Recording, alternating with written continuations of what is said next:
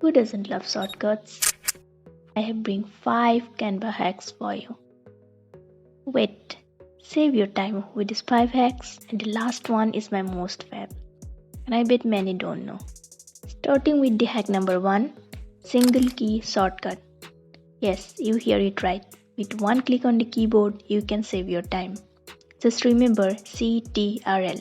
I mean, type C for a quick circle, type T for a quick text box, type R for a quick rectangle, and type L for a quick line. Coming to hack number 2, quickly adding an image. Do you know you can drag a pic and bring it to your Canva workspace better than uploading and wasting time? It's easy, right? Hack number 3, adding frames to your pictures. Yes, go to app section, go to mockup, and there you will find many frames. Select as per as your need.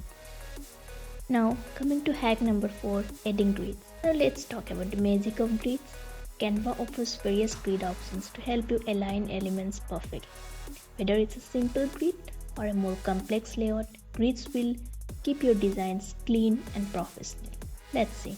Go to Files, then to Settings, and there it is. Show rulers and guides. Click and you will see the rulers. And yes, now coming to one of my most fab hacks, that is hack number 5, matching fonts. You can't match fonts, right? It's become quite stressful and it can be difficult to understand which fonts complement each other in terms of style, weight, and readability. You can't decide which font will pair with whom. But now I have a solution. Here's a trick.